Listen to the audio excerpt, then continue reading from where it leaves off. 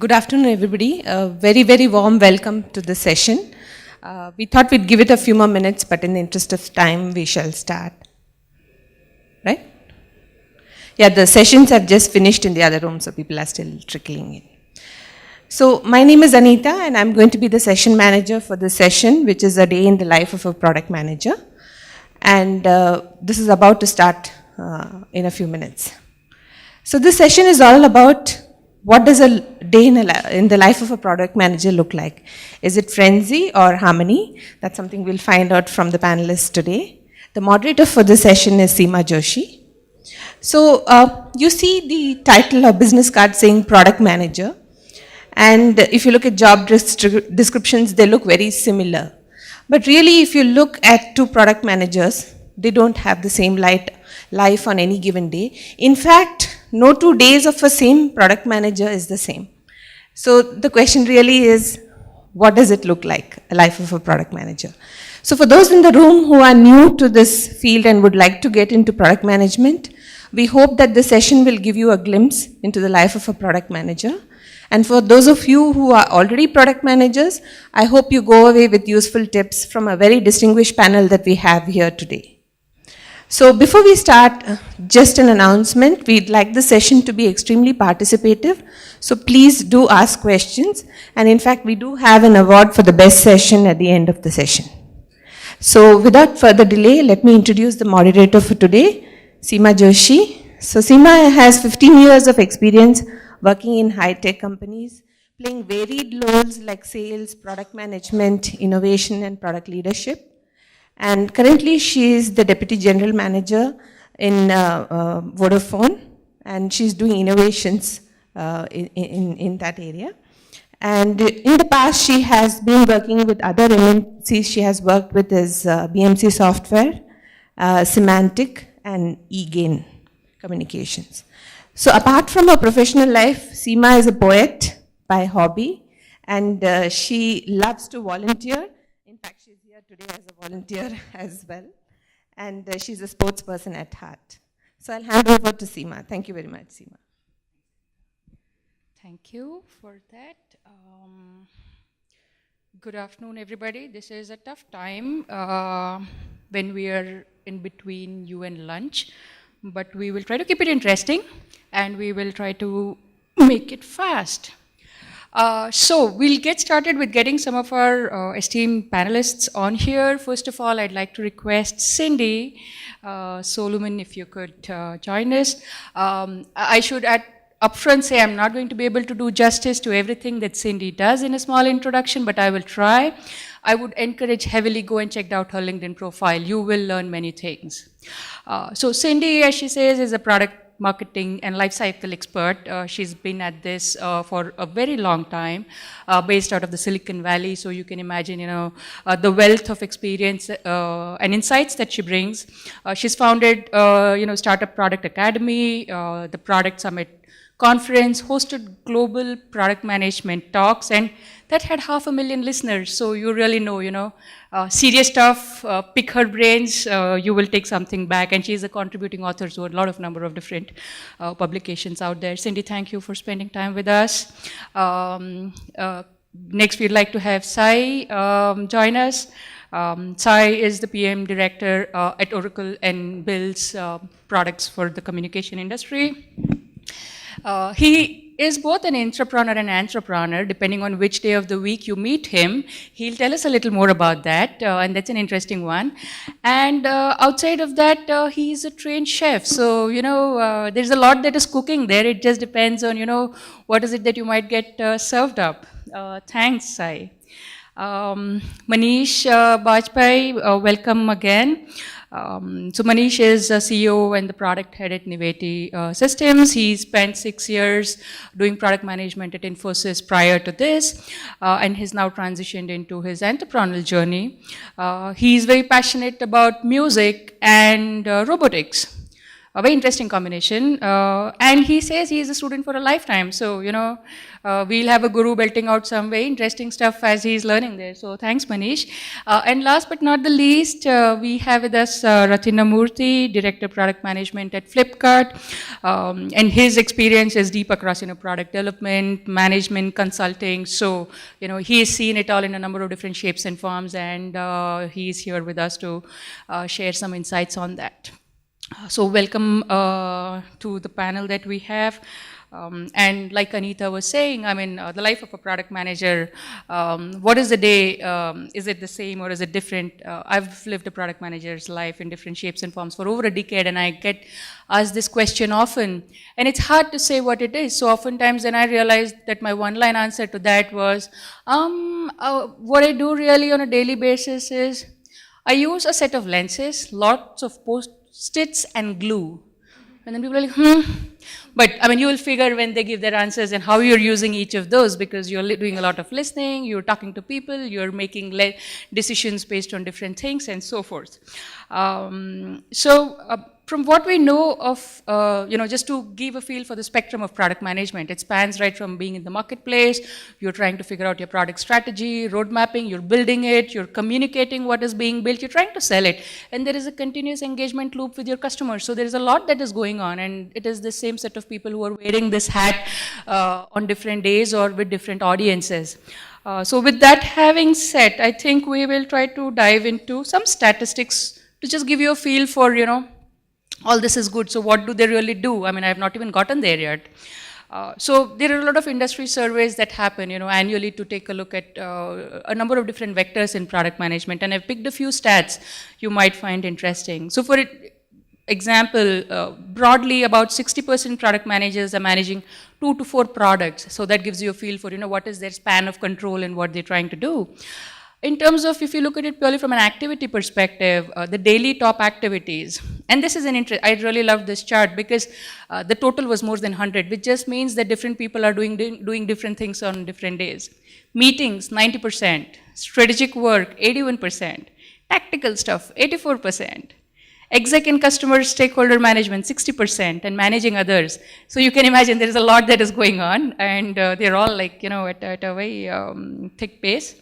In terms of some challenges that again, the industry stats seem to say, it could be internal processes, which is at the top, lack of resources, and iterating R&D. Again, people might think it might be the timeline of the priority which drives PMs nuts, but that's not, and we'll find out exactly what it is when we start talking with our panel. So that's just a little something to, kind of set context there. So we'll get started. Manish, we'll start with you. So would you want to describe a typical day for you?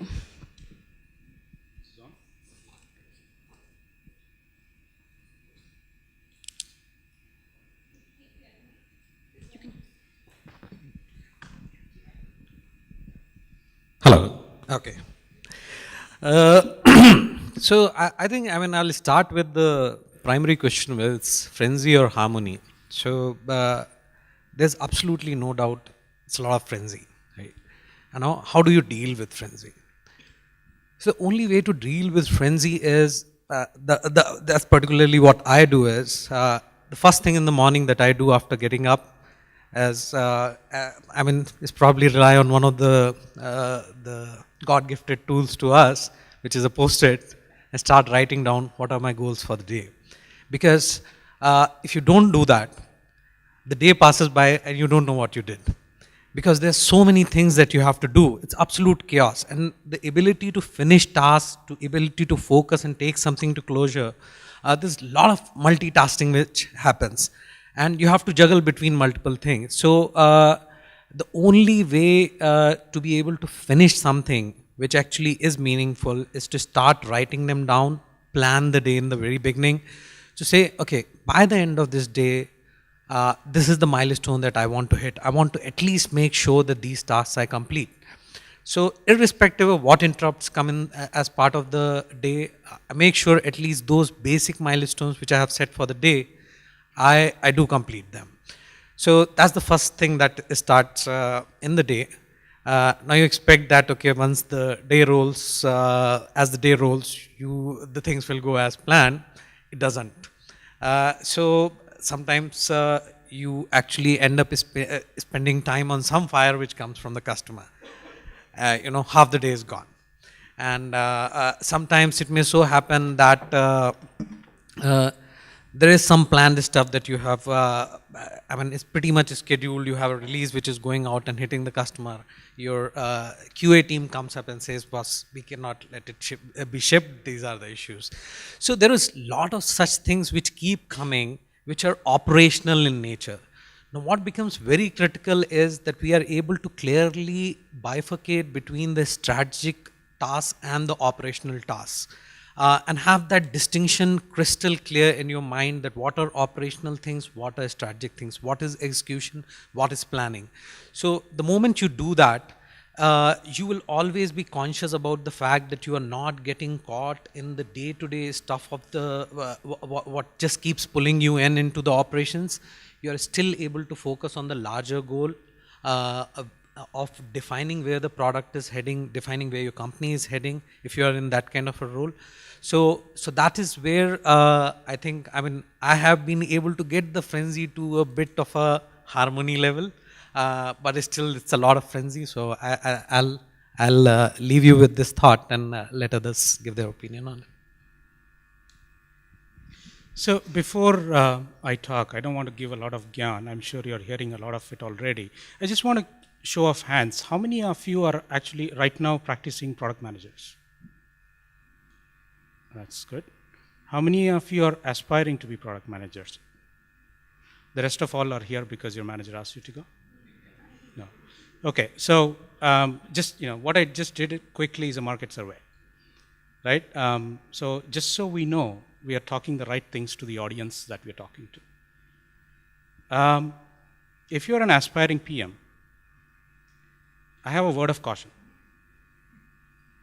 There are a lot of very fancy things that are written out about product managers, the product management, right? It's not just a title, but, oh, I do strategy, I do competitive analysis, I do market segmentation. These are all true, but believe me, it depends on, of course, the setup that you're in and your role. Things may differ. But there is a proverb in Chinese, beware what you wish for, you may actually get it. Right? And it is so true for this role. But I can also tell you that there's no more fascinating job than this. Right? We can talk all about, how my day is filled with chaos. And at the end of the day, you start wondering, what am I doing? I'm not sure how many of you have seen this very interesting picture that depicts typically what product management is. There's this picture that talks about what my mom thinks I do. And there's Steve Jobs holding that iPhone. What my colleagues think I do, a monkey typing in spreadsheets. What my boss think I do, a Superman holding broken rails. But ultimately what I think I do is running around like a headless chicken. Right? But that is the day-to-day job of the product manager, right? In the sense that, as Manish said, there is a lot of chaos, a lot of things. So at least my personal experience has been that, and I work for probably one of the largest enterprise software company in the world. It's called the Red Devil, by the way. So I deal with not just the large engineering team that work here, but a lot of customers, directly and indirectly, a very ruthless sales force. If you know Oracle, you know what I'm talking about. A very ruthless sales force. Consulting organizations which wants to be paid at a 10 times premium than anybody in the market will pay for. The reason why I'm describing all these things is because it is important to understand what is the motivation of each of these functions. What does the sales guy want? What does the consulting guy wants? What does your manager wants? What does your team want? Balancing all these things. I'll summarize it in one word. Making trade-offs. Period. You cannot address everything that you want to address. My day starts off with, so I work with a lot of Japan and Asia Pacific customers and Salesforce, and I work with my headquarters in the night with the US, right? So it starts off pretty early with, wonderful wake-up calls from Korea or Japan with a translator in between. And then I work with the engineering team here, which is very important, right? Because you are the bridge between the problems and the solutions. The problems that you want to solve in the market.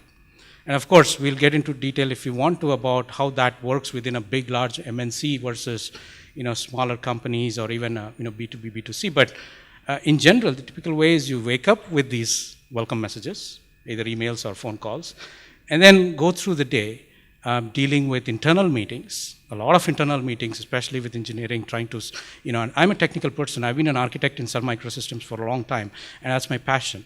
But the thing is, there are other people now building solutions. It's not my job, but my job is to steer them in the right direction that we solve that problem. That is absolutely important because we get emotional, we get passionate about solutions and start arguing about should we use that database or this database. Of course, we don't have a choice. That's different as Oracle. But, typical kind of decision. The other thing is what I found effective is you cannot come to the realization that you cannot solve all the problems that are thrown at you every day. So pick that one problem. Pick that one problem. I know somebody is going to be upset that you didn't pick my problem or their problem. And aim to solve that. At the end of the day, you will have harmony. That's what I would say.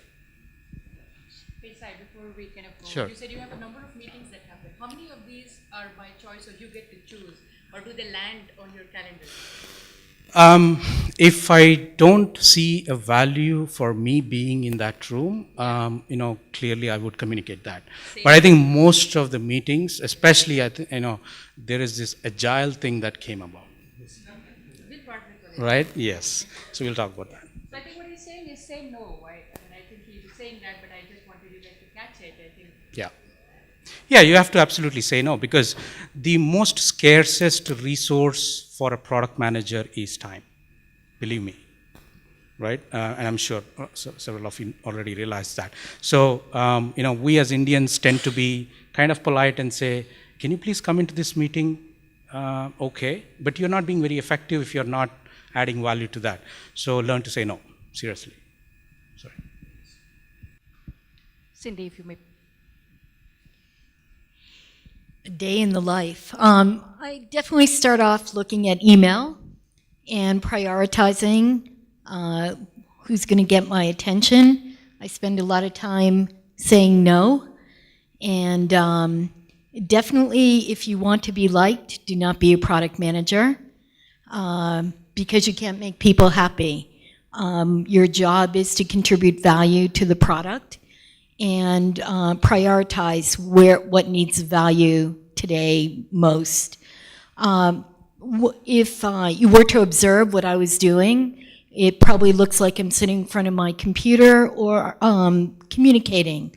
All day long I'm communicating via email, Skype, Slack. You have a communication product, I'll try and use it. Project management tool, I'll try and use it. And right now I work with many different kinds of clients and startups, consulting and coaching. They all have their own tools. So I try and get up on their tools very quickly so I can communicate in their language. The last thing you want to do is to force other people to use tools that work for you. And that adds to the complexity of your job.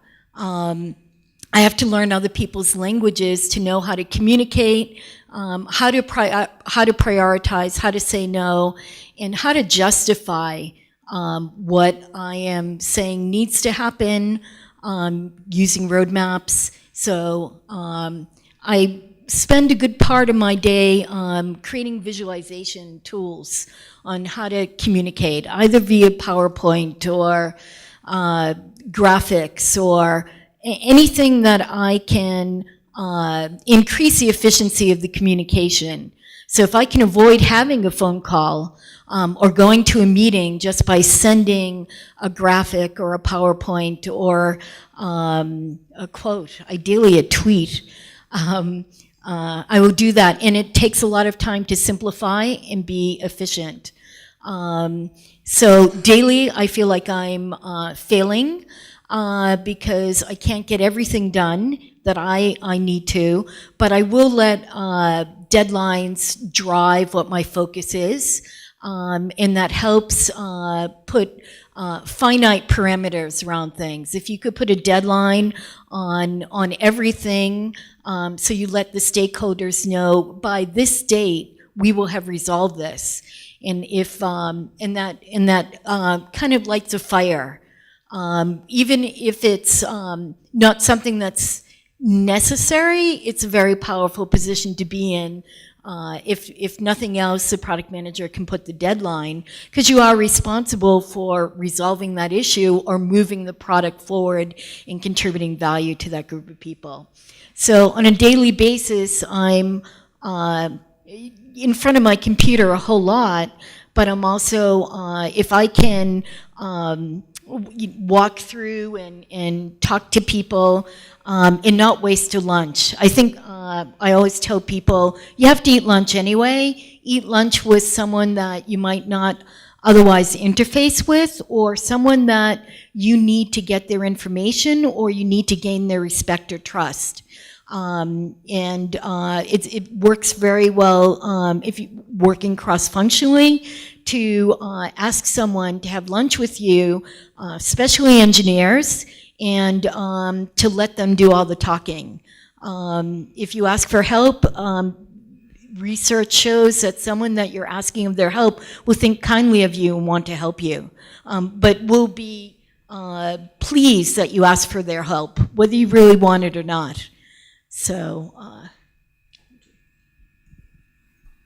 Hello everyone. So I'm Ratnamurthy. I work as a director of product with the Flipkart, right? So I think it'll be unfair if I start generalizing a day of a PM, right? I think if I have to talk about my experience, right? I started as a PM in Flipkart in 2011, right? So when we are a handful of PMs, now we have 100 plus PMs, right?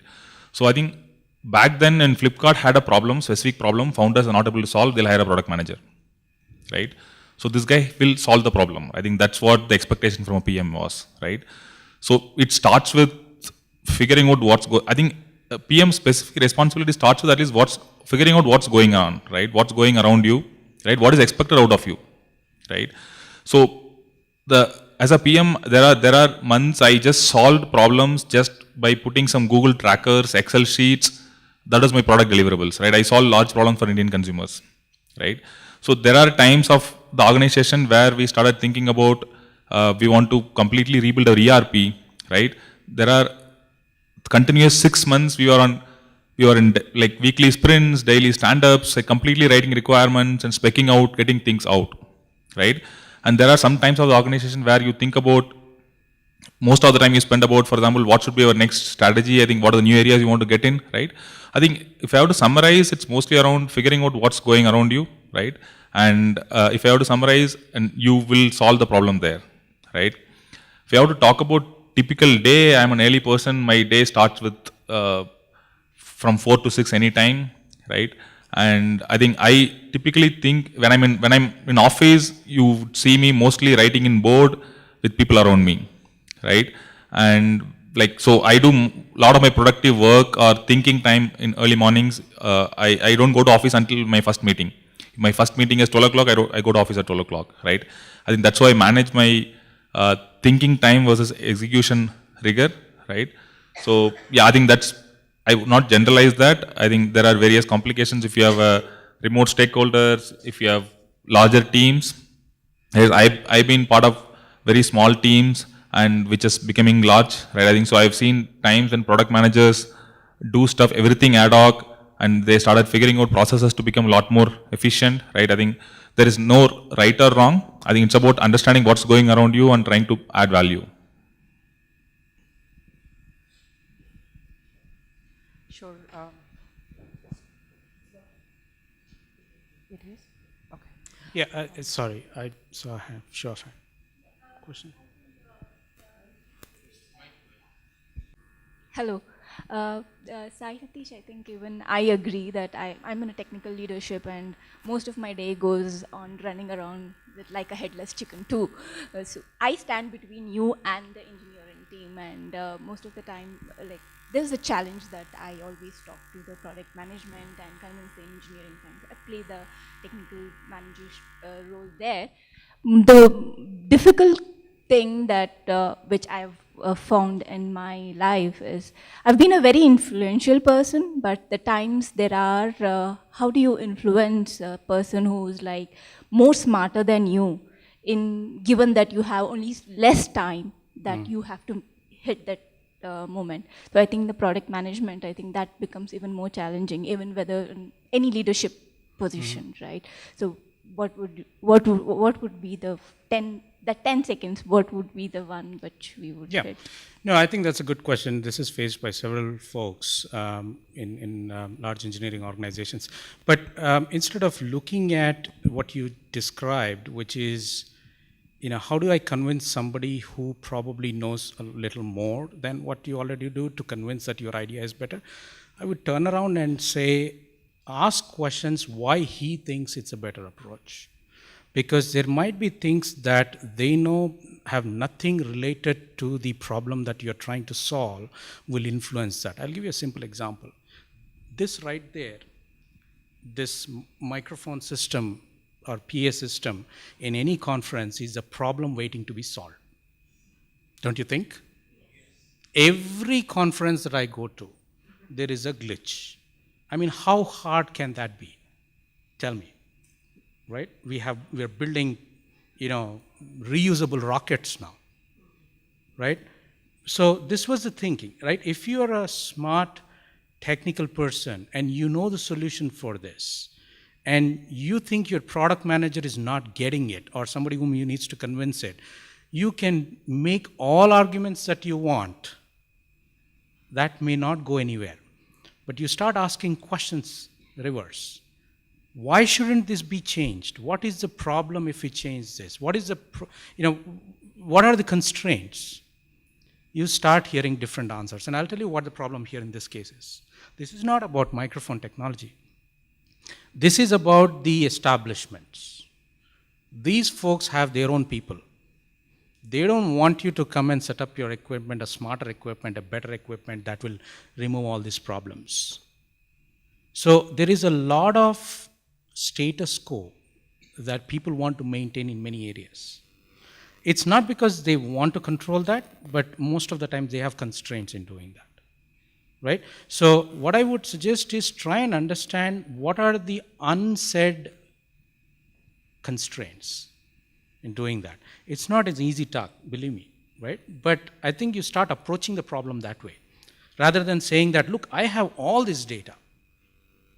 I have all this data that proves that this is a better solution. If you are building an engineering product, you talk about performance, scalability, user experience, and this and that, and this is a better approach. It might be, but that may not be the underlying problem that you're trying to solve, or you should be solving. So that's where I see an approach difference. Now that should help. Hi, okay. Sorry. Well, I just wanted to say that I agree with him, your premise that they're smarter than you. I would make it a bigger issue that you're both committed to the success of this issue. So how can you arrive at that? And whoever's point of view is going to work and forward the product, that's what's most important, not who knows more, because certainly you know more about the bigger picture. That said, some people will pull rank on you. And I think there was a session just before this, and that's going to be, it depends on what role you're playing in that conversation. If you are the product manager, there is everyone else around you have zero authority over, but you will still have to influence, and the strategy of influence will have to change for the outcome. So I think if you're passionate about the outcome, you will find the way. Keep that as your focus. It will get you somewhere. So there is this simple mantra of leadership that focus on the whys, then what? The moment you start focusing on the whys, whether it's you're dealing with the product manager or with the engineering, you always have a reason or a rationale behind what you're trying to convince them about. so a lot of time what happens is that there is a dilution of the requirement which happens from a product manager when it trickles down to the engineering, where a product manager says this is what needs to be done. And the technical managers just take it on the face value without asking what is the need, what is the rationale behind a particular decision. So the moment that information trickles down, saying, okay, this is not a technical decision that we are taking, because so you need to understand the engineering mindset that people can only think technology, right? They don't understand probably that much of a customer aspect, that much of a market aspect. Now, the only way you can convince them, and they are rational people, they understand rationality. So the moment you have to convince them, you need to have the data at the back of your hand. When they question that, okay, why we are doing this, so it is a customer requirement. And this is something which I face on an everyday basis, where there are engineers who actually question the customer requirement, which are driven by customer. Now you have to make them understand why customer wants that. That's where the thing lies. I think it's getting very interesting, and we'll kind of just park on that customer thing, because again, depending on what type of a product you're building, is it for a consumer or is it for a business, I think how customer requirements come into the whole grand scheme of what you're trying to build drives a lot of it. And I think Flipkart is not talking to customers on a daily basis, but they still have to make an extremely compelling product for all of us. And on this other side, B2B, you at least get to talk to the giants, but your customers are giants, and they will push you to the wall whenever they can. So, and that will change how you try to navigate through your days. So do you want to speak about, how it feels like at Flipkart, or what is a customer fire like for you? Because typically it may be more than a phone call from some exec saying, you know what, this is broken. Yeah, so Flipkart being a two-sided marketplace, I think we do have B2B customers, right? If you have to talk about, I think we have a lot more B2B folks here, right? If you have to talk about the B2C side of Flipkart, I think all of you are Flipkart customers, all of us are Flipkart customers, right? And most importantly, all of our wives are Flipkart customers. So I think that's where all the feedback comes every day, right? So I think talking about how do we listen to customers, I think so.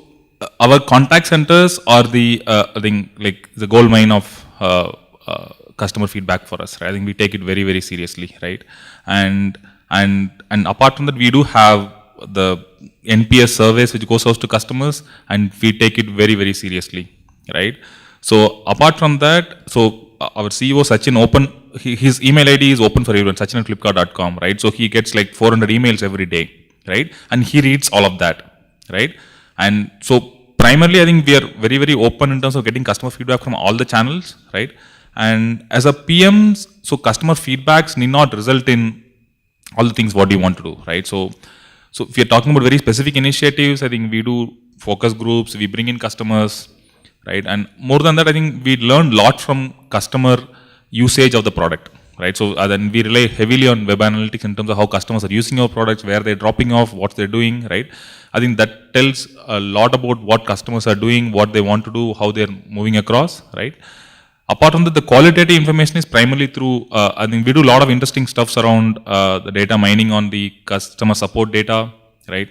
I think, so these are primarily the sources of feedback we listen to. And for validations, we typically go for focus groups, and we do sampling, and we go over the users and test it. And beyond all of that, we actually go and launch it, right? And we learn quickly, right? I think so. I think that's very, very critical for us to just go launch, figure out. I think, for example, with a country like India, like Tamil Nadu behaves completely different from Jammu Kashmir, right? And Punjab behaves completely different from Odisha, right? So only so much I can do on customer research, right? So we have moved on to the mode of launching in very specific markets. For example, if you look at last 6 months back, we launched this Flipkart Nearby, FMCG experiment only in Bangalore, right? So we do a lot of experiments. Primarily, we believe in launching and quickly learning than like contemplating too much on theoretical aspects. Yeah. Sure.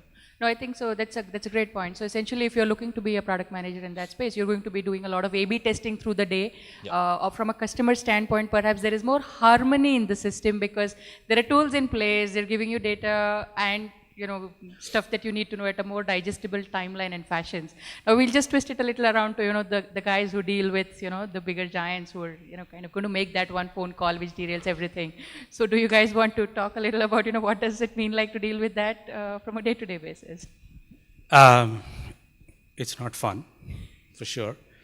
But I think before we talk, just one thing. I mean, there are a lot of differences between how the role or the activities that you do in business enterprise software versus a consumer software. A lot of things that we won't get into, but one thing is very important to that I've learned, which is when you're building an enterprise software, your customers' customers are also your customers. Several people forget that, right? Especially people who are building a solution, try to optimize that for only one customer, right? Because when you're selling an enterprise software to an enterprise, the buyer is your customer, and there is also a user of that product. So that is also your customer. So you have to, of course, it's common sense, but believe me, it doesn't happen that much, right? On the B2C side, the interesting thing here is the day you sign up that customer is the day you start losing them. You've got to keep that customer with you. It's a retention problem. It's a very different problems that you need to solve, right? In an enterprise software, set of priorities and the criteria that you use to solve a problem is very different than this. So now when you're building a software, when you have very large customers, right? Believe me, one of our largest customer is a company whose logo is a fruit. Right? I won't name them, but you know. And they can dictate terms to anybody in this world today, right? So there are always a handful of vocal customers for you. If your product has about 400 customers, enterprises, I'm talking about large enterprises, right? There will always be few people who will always scream, always pick up that phone to call the CIO or your product head or whatever, right? Now, you don't have much choice there, by the way, right? You have to deal with that situation. What I'm saying is you need to not get influenced only by that 5 vocal customers. It's very difficult not to do that, believe me, because number one, either they are paying or not, they are very influential, right? Your BU head or your CEO wants to have that logo on the customer list, even if they are not paying anything, right? So you need to deal with that. So even there are a lot of vocal, I mean not a lot, a handful of vocal customers in this. So you've got to deal with it. Now, how do you deal with that, right? So one thing is there is this customer who's always screaming about how they want the problem to be solved. Usually that's all it happens. They won't tell you what the problem is. They will tell you how they want it to be solved. I'm sure you have experienced this in your life. In fact, it happens even with product manager talking to engineering, right? The product manager comes and tells you, no, we should build it this way, which is a professional hazard, I would say, but it happens often than it should. So the key thing is to find out what is the underlying problem. Now, again, I'm sure when you hear all this gyan, people will tell you, talk to customers. Nobody will tell you how, right? It is not easy. In some cases, it's probably easy. If it's a consumer service, everybody is a user, then you either, observe them or talk to them, but you can't talk to the fruit company. Believe me, you can't ask for a time to say, I want to know your problem, by the way. The guy will say, you are my problem. Right? So there are indirect ways that you need to figure out how to find this underlying problem, right? So the way at least I do is when they pick up the phone and call my boss's boss, I will immediately say, let's get on a call. Put somebody on from your side, I will get on a call. I know it's a very simple thing, but it's not about that problem. I want to use that as an opportunity to know what your problem is. Because you won't get direct customer interviews. Believe me, that's a myth with large enterprises for a product manager. Many people will tell you customer interviews, right? But use this opportunity to get those people, some people on the table, and then talk about the problem, and then finally ask very nuanced questions about what are you trying to solve, right? Believe me, the amount of information that you will get at that time is worth all that effort. And you do this from India if you're working globally. So use indirect opportunities to find out what the underlying problem is. And once you have the problem, find if there is a pattern of that, right? Often you don't see a pattern. But when you try asking these reasons and underlying problems, you see a pattern. The pattern need not be with a solution. The pattern could be with the integrator, systems integrator, the guy who's putting solutions together. The problem could be completely with wrong, incorrect communication. There was one customer who sued us because we put a product documentation wrong. Right? So there is no defined way, obviously. But all I'm trying to say is, it is very important to go beyond the screams of these customers and try find ways to make them sit down across, phone lines or whatever, and find that underlying problem. And that is very, very satisfying, I'll tell you, personally. I think that's very insightful. So Noisy Few will be there and you kind of reach with them and then go ahead. That is great. So I think this is... There was some question? Yeah, sure. I represent a product-based company in telecom market. I'm part of the product team. The problem what we see is like the sales team, they do a false promise and commit that there is a product roadmap, it is there already. Yeah. But I really think is I own the product roadmap in my team. So they force me to add those as product roadmap. Yeah. At the same time, the vice president visits the customer and retaining policies for that purpose, he visits the customers and they encounter the much more problems in the customer using. Now he asked to address those problems again, which is not in the roadmap. Finally, when I approach the engineering team, they say we don't have bandwidth. Sure. So the problem is here, the engineering team says we need to double the strength or we need to recruit more people. But the company is not having that much of finance because they don't see the need of continuing the resources for long period. So how to deal this? Yeah, sure. Can I take that? Well, you just narrated the story of my life. Yeah. Exactly. No, I'm sure everybody's facing this, right? Absolutely, perfect situation. Sales guys, it's very interesting if you work with sales guys. Right? It's very fascinating. It opens up a completely different view on world for you. They are coin operated, vending machines, right? And I love them for that. Because they need to, their whole job is to generate revenue. Otherwise, why are you building products? I worked for Sun Microsystems, which believed in technology for technology's sake. We believed in some amazing technologies which people didn't realize what to do with it. And today we are seeing some fructification, but this was done 10 years ago. And that's why you know how the company went, right? You need to solve the problems that the customer will pay for it, correct? And most of the sales guy's job, almost entire sales guy's job, is to realize that revenue. So they are coin operated, which means the guy wants to close that deal, no matter what. Because number one, his compensation is dependent on that. Number two, his job may be dependent on that. So it is not an exception that they will come back and kind of force you to say, look, this is a $3 million deal, right? And they want this feature, and they want it in 3 months. So can you please put it in this? Now, if you're a product manager who tries to rationalize things and say, absolutely, I'll put it on roadmap, but I can't tell you when, right?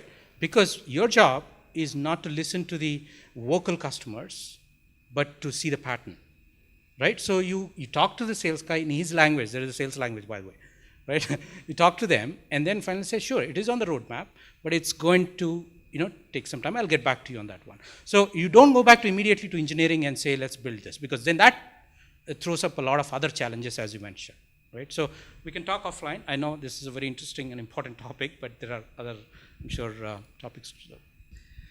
Okay, so see, this is a very interesting problem, and it actually roots itself into how a B2B market operates.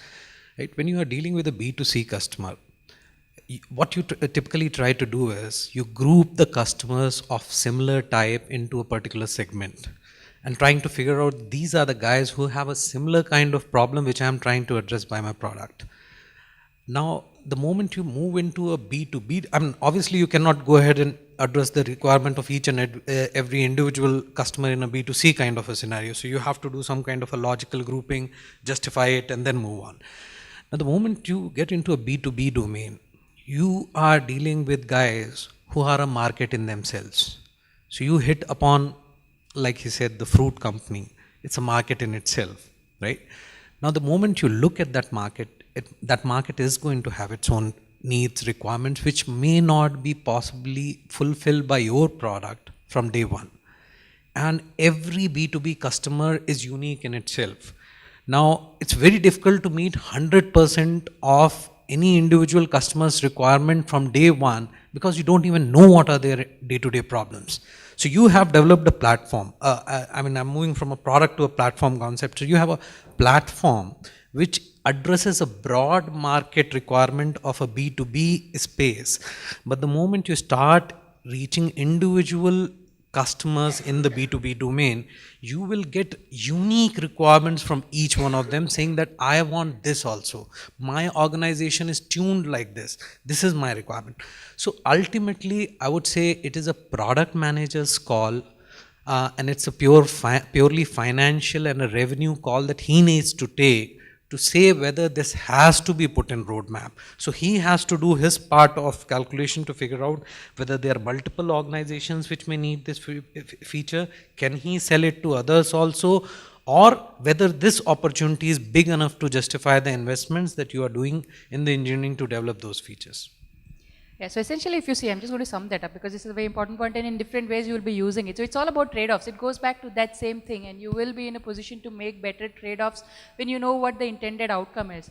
And each of these conversations will be adding to a lot more validation to stuff. You can just go back and say, this is what we planned, you think I think is more important than what is on the plan. Most often the answer will be no. I think what you're building is right and we need that too. So that will actually, diffuse some of the, we need everything because it's a finite world. And people get it when you show them the data. I think something that holds people back is we don't tell them what's on the plan or we don't tell them that this is what's going on, which is where they feel they're being told no personally, and I think which is what ticks off things in... Quick point to add, right? So for example, I have an example of, I was talking to the Freshdesk founder, Girish, in 2011, right? That's their very, very early stages. So Flipkart would have been an awesome client for them to have in their list, 2011, right? So we had a meeting with Girish and we had a huge requirements which was not working out for what they were planning to build for. Primarily they were building for SMBs and we had very, very specific requirements which will serve our customer support needs, right? So, and Girish walked out saying that I think it's an awesome deal to have, but I don't think we can do that, right? I think so you can look at now, I think they have a global customers in a similar segment. I think it's very important to have a stated positioning and the target customers. I think it's very important to have that at any point of time. Otherwise, it will become a very emotional conversation, right? So your sales guy is talking about and your boss is asking something, it will become a very emotional conversation than a rational conversation. It's very important to have it's okay to change it at least at any point of time. It's very important to have one stated direction for your product, right? And then it will become a very rational, logical decision-making process. I'm going to leave this to the audience. We have about 10 minutes time or maybe 8 minutes now and we have some areas we think might be important to cover. Or would you want us to take questions? I will leave it to the crowd. Sorry? Questions? Sure. Yeah. So we'll use the time depending on how you guys want it. Sure. Yeah. Thanks. Sorry, I think you are disconnected every time. Take the next chance. It's going to be quick one. It's about how many at the end of the day. That's what we all wish to get it, right? We talk about in this space of product development, I'm relatively new. I'm in a project management in a services company. There also we apply the same agile, people-oriented approaches, empathy. Ultimately that leads to the harmony, that's what I think. And the same can be applied to product management also, in a sense. Everywhere it's about managing stuff. More about people, and when you connect with the people, you are done with your harmony, I think. Sure, yeah, so that was an insight. Thanks for that. I think I'm going to kind of actually hinge on that and kind of go back very quickly to our panel here. So we've spoken a lot about this happens, that happens, you do stuff, and it's very, activity driven and in some cases objective driven too. But there's a certain personality type you need to be able to, kind of harmonize with the frenzy. So I'm going to ask each of those, what are those two things that you think, it may be being able to do, decision making, influencing. What are your two anchors, from a personality type that think helps you, thrive in the madness? From my point of view, I think most of the time I try to make my stakeholders part of the problem. I think that helps me a lot to move towards a common direction. I think when things are not going logical, I think go with your authority. I think go with your authority in terms of need not be a positional authority. At least go with your convictions. Then we need to do this, right? If things are logical, you try to make the people part of the problem statement. Yeah. Cindy?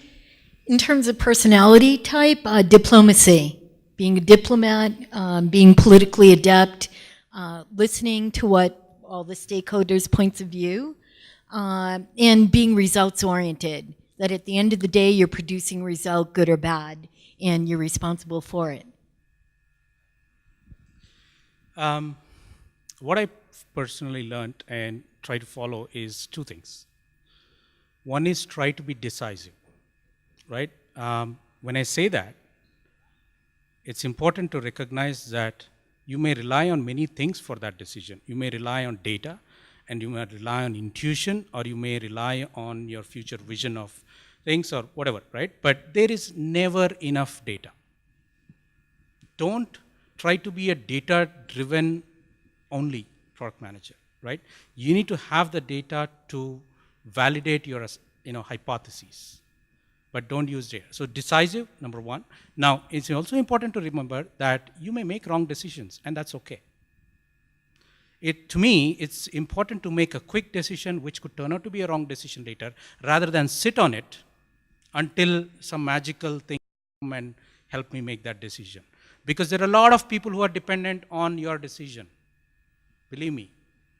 I mean, it could be even smaller one, but there are a lot of. So decisive, number one. Second thing I personally believe, and I try to talk to people about this, is storytelling.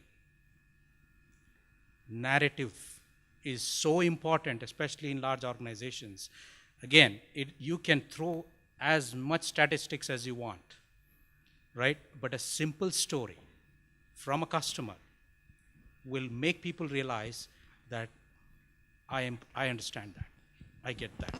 So storytelling, decisiveness. This is what I personally try to, learn and follow. Manish? Okay. So there is this one mantra which I follow to actually try and harmonize this whole frenzy and be the guiding light for me, is about owning the gaps. So what do I mean by owning the gaps? Own the gaps in your organization. Own the gaps in your team. Any skill set issues where you think the team is not equipped enough, fill them up. Own the gaps in your product portfolio in terms of meeting the customer requirements. Own the gap in your competitors' product portfolio, because that's your window of opportunity. Own the gap in the world, because you can probably change the world. So use that as a guiding principle, and that's what I follow. Thank you. Perfect. So I think what we are going to do now is like a very quick rapid fire. There are no right and wrongs. I'm just going to put them in the spot by having to choose two things which happen so often in our lives, and we'll just see how that goes. And maybe we may have time for 2 questions. So if you all kind of want to do that before we wrap up. No, we'll come to that. We'll quickly finish this and we'll go to the questions and then wrap up, just so that we are in this thing with the time. And we'll just take it clockwise. There's no science behind it. Okay, we'll start. We'll start with you. So as a PM, and that's how I would want to know, do you see it as a glass half empty or full?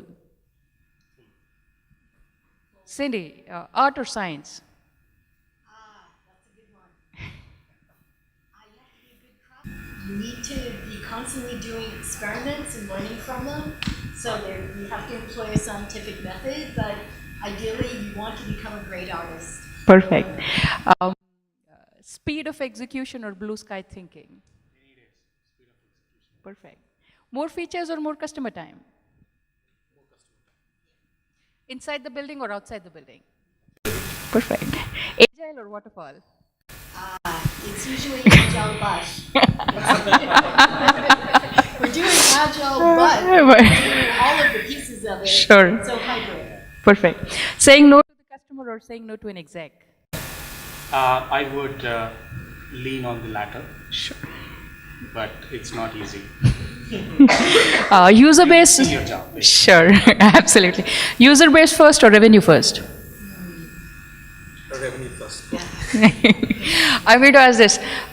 When you're thinking of putting your teams and resources, will you go by kitne aadmi ya kaun se aadmi? Perfect. And the last one, Cindy, to you. More coffee time during the day or more beer after late calls? Coffee time. Coffee time. Perfect. Sure. Yeah, we can pass it around. But yeah, I think we'll take a couple of questions. So, please. Hi, this is Payal. First of all, I want to thank this entire panel because the entire discussion happened to be more realistic and all the questions and answers were more to the practical thumb rather than theoretical. So I liked it. My question is, I'm not product manager, but I am on the aspiration to be on, and I'm on the delivery side. When we move from one role to another, what happens? Most of the product manager also would have evolved from the engineering background and all, right? So at some point of time, it becomes a prioritization issue or the selection between, let's say, I want to add the feature as a customer-centric, customer-focused one versus what is the engineering team propose me.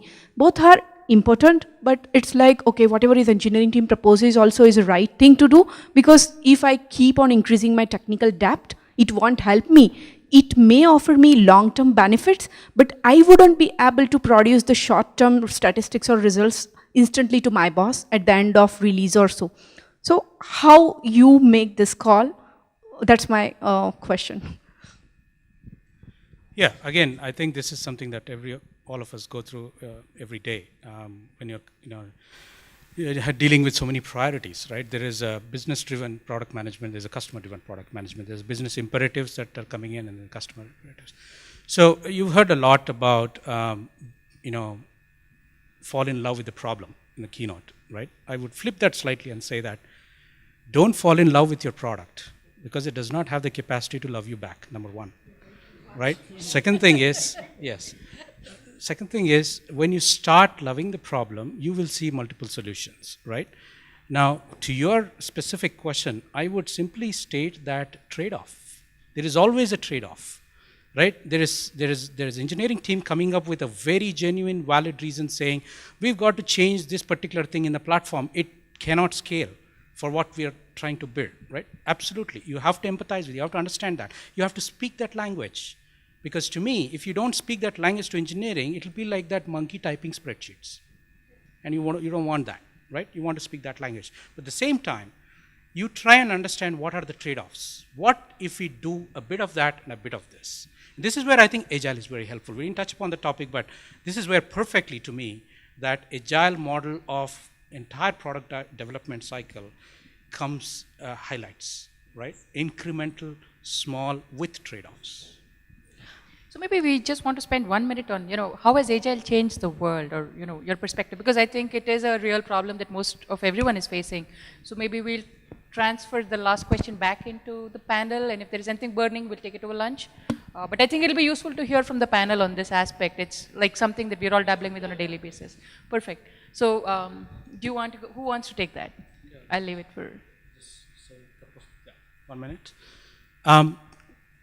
There are a lot of things that can be said about Agile. There are a lot of, I don't want to get into different types of meetings that happen, the backlog refinement meeting, the planning meeting, the retrospective, all that stuff, it's fine. To me, the way it has actually helped me is to get a reasonable sense of predictability. Two most important things in my job is to be able to look at the roadmap and see where we are at any point of time and answer customers' question, when are you giving me that? Which means I should have a reasonable sense of predictability. It will never be completely predictable. That, I think, Agile does provide it to me. The other thing is there is always this, Manish, I think, said the dilution of requirements that happen typically when you start talking about requirements and when it goes to implementation. So Agile makes it very effective to all of you sit in the same room, thrash out the requirement, understand the constraints, trade-offs, and everything, make that decision that way. So that, to me, is a huge benefit of Agile. Cindy? I think a benefit of Agile is also the communication, and it empowers the engineers to be customer focused and to understand user stories and to thrash that out, and for them to feel that they are contributing directly to the end user. Plus, it increases the communication with stand-ups and gives more visibility. Because I would find that there would be engineers on the team that would be very quiet, and you couldn't see what they were doing. Stand-ups, everyone gets to speak, and I think it's empowering. I also do feel, however, in Silicon Valley, that Agile came about because of bad product management. And the engineers were frustrated, and they wanted to have more autonomy. And I think that as product managers, we need to stand up and take autonomy and feel that we're contributing to the process and not that we're the bad guys impeding the process, because we're not. We want the engineers to succeed. We want the product to be excellent, as everyone on the team does. From the part of the world where I come from, I can't imagine an execution model like other than Agile, right? So fast-paced environment, things are changing every day, right? I think so that's something which is given, right? So we can't do anything other than this. Apart from that, I think so this gives a lot of accountability to people, right? I think so you know who is doing what, and you know, and they also accountable for it. I think that makes it very, very clear. Yeah. Okay, so I'll not take too much time. I have written a blog on this topic, so if you guys want to really go and have a look, it's on my LinkedIn profile, Manish Bajpayee. So, see, one thing which I fundamentally feel that more than process, Agile is a mindset change. A mindset change to make the value reach to the customer and get a feedback as soon as possible. So that is where you actually see the impact. So if you're dealing with a B2B customer, showing him something working which solves his problem as soon as possible, before you can even spec and do high level design, low level, all that stuff, right?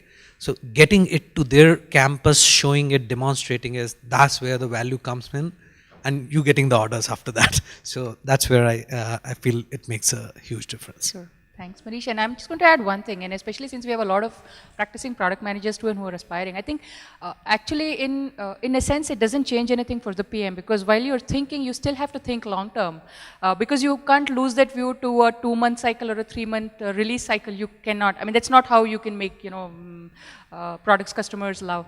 What Agile is going to empower you to do is to have those checkpoints in places to revise and review your decisions and make. So I think it brings more business agility than otherwise, and I think that's one way of, you know, the more you start thinking it that way, it becomes a tool that you have rather than a process you fall trapped to.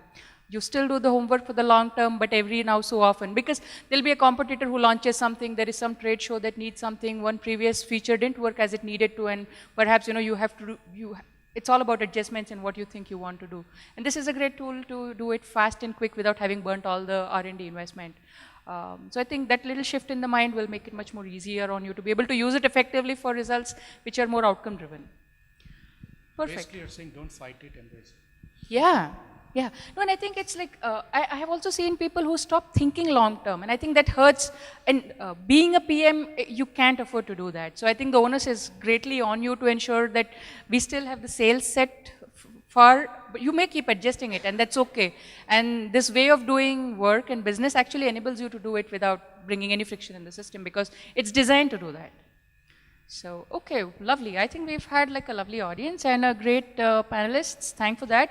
So I think by now you're convinced that no 2 days for the same PM are same, or for any 2 PMs, but I think we are still united by our love for caffeine, nicotine, and outcomes. I think, you know, that's what brings the harmony in the frenzy. So yeah, thank you everyone. And we are not promoting any of it. Thank you, Seema, and thank you, panelists. We have an award for the best question, so Seema. Sure, I think it will be, you know, that was like a $100 question. We're all fighting on a daily basis. So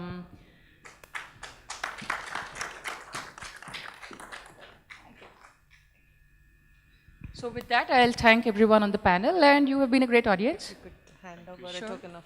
Will do. Thanks, sir.